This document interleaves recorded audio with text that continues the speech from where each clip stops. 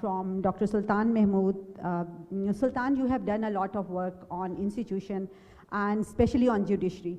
So if you share some of your evidence and what are your realization about the institution and what are the empirical evidence on judiciary, what are the major issues? Hello, thank you so much for inviting me here. It's my first time in IBA and I am really liking it. So thank you for that. So first, let us define what do we mean by institutions. So Douglas North defines institutions as norms or rules that constrain human behavior. So it could, so for example, institutions does not need to be in a building. So for example, some people say patriarchy is an institution. Similarly, but you can also have formal institutions like the judiciary. So notice in the definition of institution, there is this word constrain. And one of the most powerful constraining institution, constraining government power, bureaucratic power, military power, is the judiciary. So today I want to talk about this important institution, the judiciary, and its fundamental importance for economic development. So why would you think the judiciary is important? Judiciary enforces contracts. It protects property rights. It is essential for people to invest if they feel secure that there will be investment and their property will be protected. And even more than that, something which has missed the scholarship of scholars and something which I want to work on is the importance of political rights and judiciary protecting political rights of citizens and its effect on economic development. So I want to talk about judicial independence in Pakistan and share with you some of my recent work of how we may be able to improve the judiciary in Pakistan based on the empirical research I have done.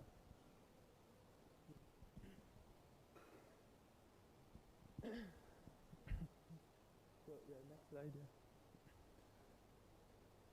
Yes, so first of all, what do we mean when we say independence of the judiciary? Now, in the classical sense, the independence of judiciary was formalized by the French philosopher and economist Montesquieu.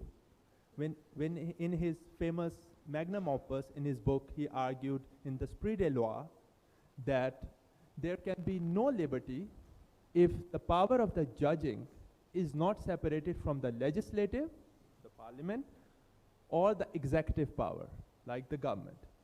So what, in the classical sense, independence of judiciary means independence of judiciary from the influence of the government and the parliament.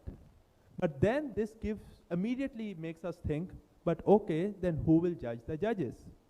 Now, Montesquieu had an answer to that, and we will discuss in detail maybe in the discussion what does he mean by that, but in the shortest possible way, what he argued was that brevity of tenure will ensure that who will judge the judges, meaning that the judges will stay on for very, very short period of time.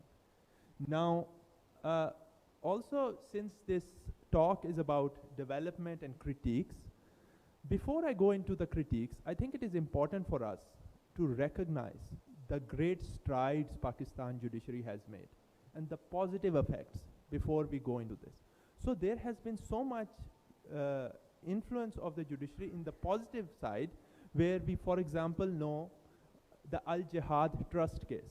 So in 1996 PLD judgment, Al-Jihad trust case really solidified the independence of judiciary for the first time in Pakistan, where it made the opinion of Chief Justice of Pakistan binding on the president. Before, the president could arbitrarily select whoever he or she wanted.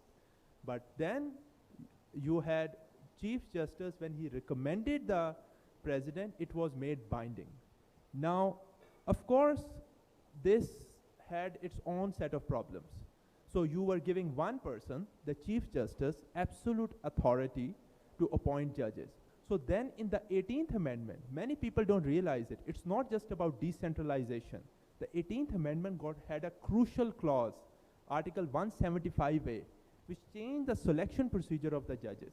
And it basically gave the power of appointment from the Chief Justice to a more deliberative process to senior most judges in the form of judicial commission.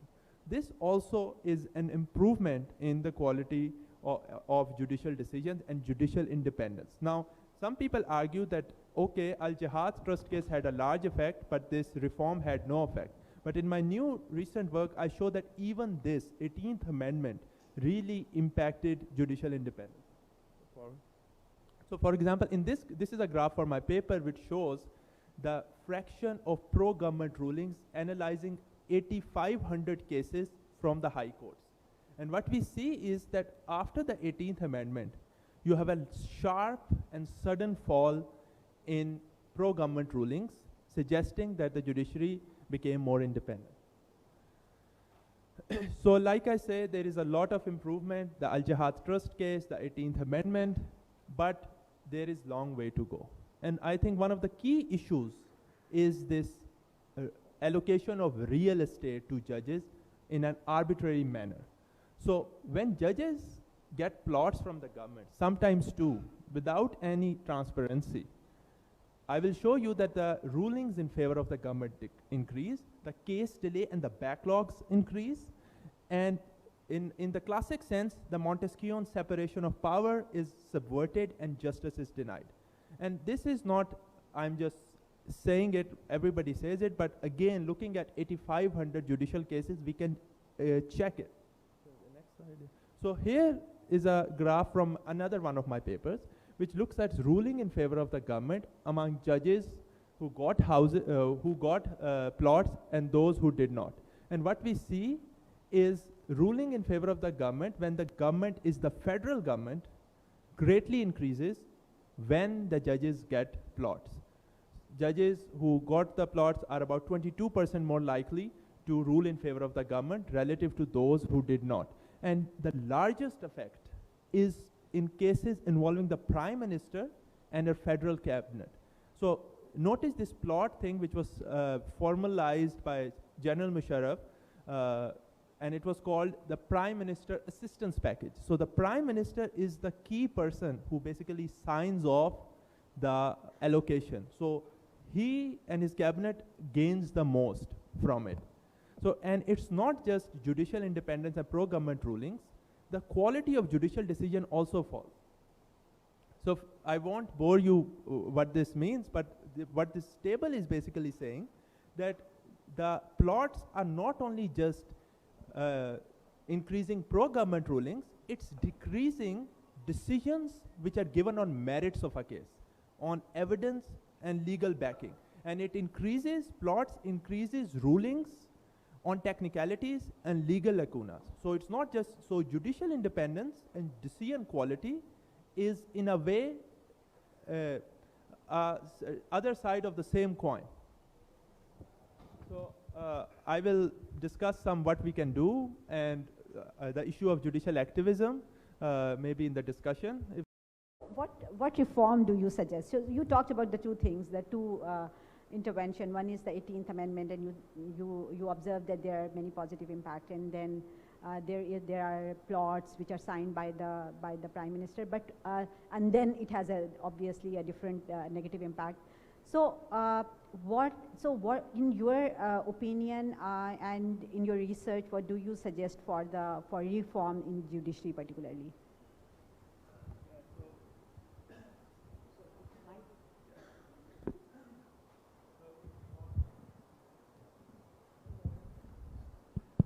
Okay, so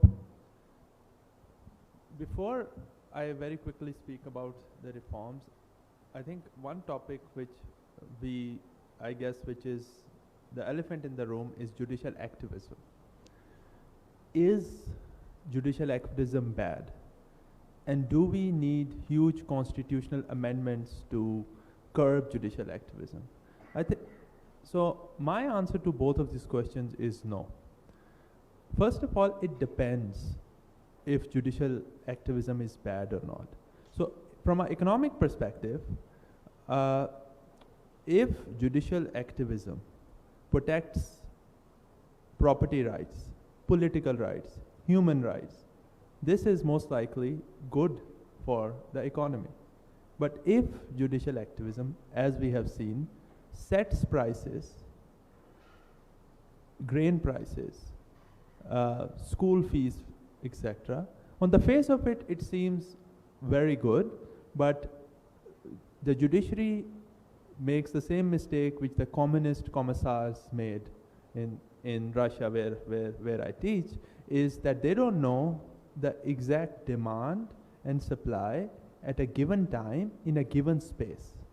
So there is this, like what Hayek said in classical literature, is that the paradox of time and space. So we don't know what is needed at what time at the right place. So there is this distortions in the economy which might be created. So my first policy suggestion would be that we build the human capital of judges by educating them in anthropology, economics, and even econometrics, something which I have done with the civil servants in the Civil Service Academy. So the key here is to inform judges how their decisions should be taken from, yes, the legal perspective, the spirit of the law, but also from anthropological and economic perspectives. The second thing which I would suggest is like what Montesquieu said about brevity of tenure.